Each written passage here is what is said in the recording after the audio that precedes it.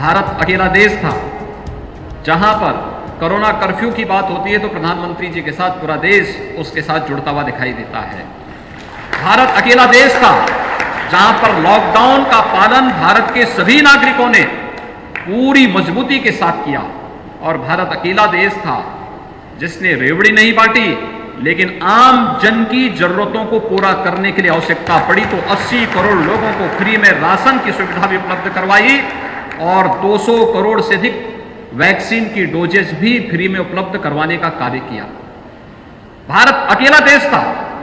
जो कोरोना में सबसे घनी और सबसे बड़ी आबादी का देश होने के बावजूद कोरोना कालखंड में डगमगाया नहीं, बल्कि पूरे धैर्य के साथ, पूरी मजबूती के साथ अपनी इस यात्रा को आगे बढ़ाता रहा। इस सब का श्रेय जाता है देश के यशस्वी नेतृत्व को, आदरणीय प्रधानमंत्री जी के उस यशस्वी नेतृत्व को जिसका उपयोग भारत विगत 8.5 वर्षों से कर रहा है, जिनके यशस्वी नेतृत्व में भारत इस लंबी यात्रा के लिए आज आगे बढ़ रहा है। और ये हम सब के लिए सौभाग्य है कि जब हम अपनी आजादी के अमृत महोत्सव के आयोजन के साथ जुड़े हैं, तब उस ब्रिटेन को जिसने हम पर लगभग 200 वर्षों तक शासन किया, उसे पछाड़ करके भारत आज दुनिया की 5वीं अर्थव्यवस्था भी बना है। समाज जीवन के प्रत्येक तबके को ध्यान में रख करके बनी हुई योजनाएं जनधन अकाउंट से प्रारंभ होती हैं और ये चलते चलते आज प्रधानमंत्री किसान सम्मान निधि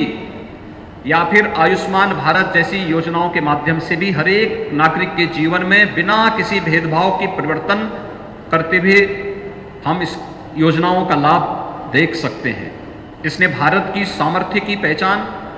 वैश्विक मंच पर दी है और यही कारण है पूरे भारत में एक नया विश्वास जागृत हुआ है। तो वैश्विक मंच पर भी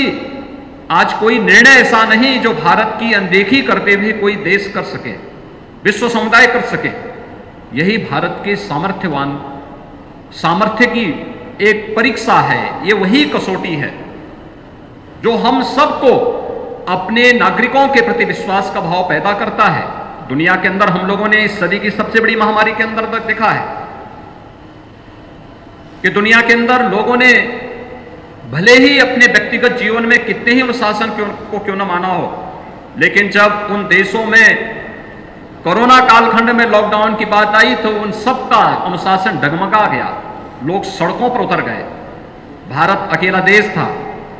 जहां पर कोरोना कर्फ्यू की बात होती है तो प्रधानमंत्री जी के साथ पूरा देश उसके साथ जुड़ता हुआ दिखाई देता है। भारत अकेला देश था जहां पर लॉकडाउन का पालन भारत के सभी नागरिकों ने पूरी मजबूती के साथ किया और भारत अकेला देश था जिसने रेवड़ी नहीं बांटी, लेकिन आम जन की जरूरतों को पूरा करने के लिए आवश्यकता पड़ी तो 80 करोड़ लोगों को फ्री में राशन की सुविधा भी उपलब्ध करवाई और 200 करोड़ से अधिक वैक्सीन की डोजेस भी फ्री में उपलब्ध करवाने का कार्य किया।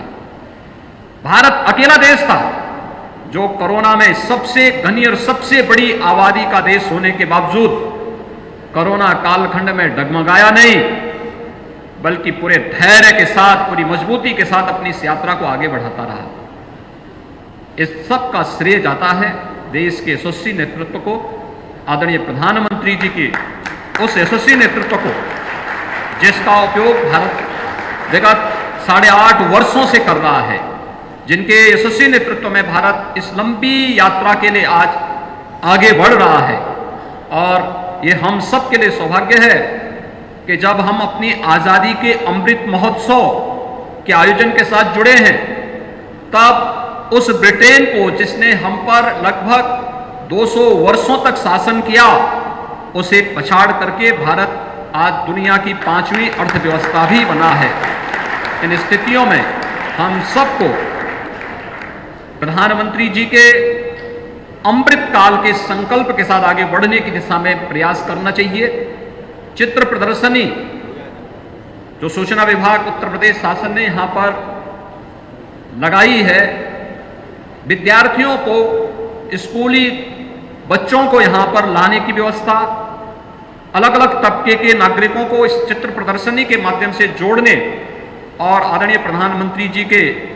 प्रेरणादायी व्यक्तित्व और कृतित्व से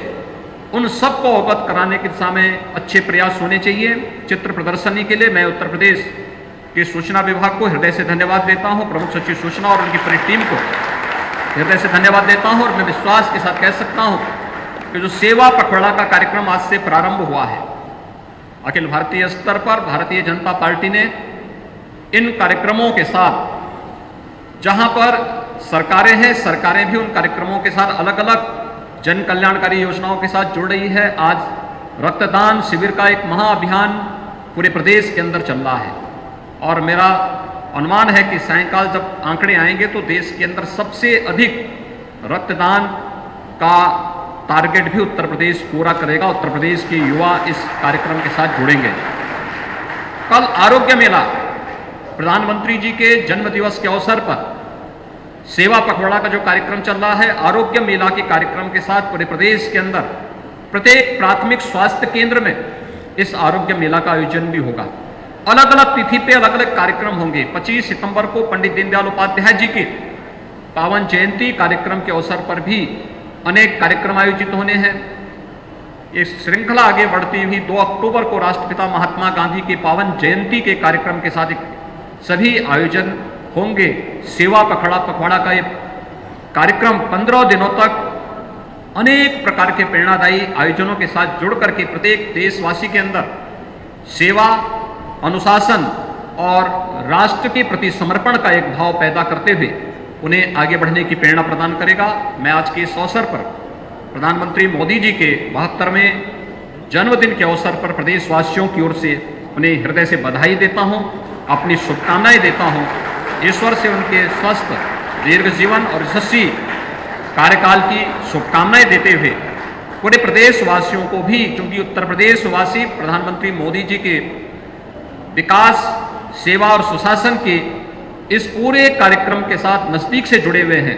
इस अवसर पर मैं प्रदेशवासियों को भी हृदय से बधाई देते हुए अपनी बात यहीं पे विराम देता हूं। धन्यवाद। गाजीपुर की शान द होटल ग्रैंड पैलेस। शादी हो, इंगेजमेंट हो, बर्थडे पार्टी, मैरिज एनिवर्सरी या किट्टी पार्टी या हो कोई मीटिंग, आपके पार्टी में भर दे जाम। अत्याधुनिक सुख सुविधाओं के साथ 3 बैंक्वेट हॉल, लजीज व्यंजन से संपन्न शानदार रेस्टोरेंट, आपके पार्टी में 4 चांद लगाने के लिए बड़ा सा लॉन और पार्किंग की सुविधा।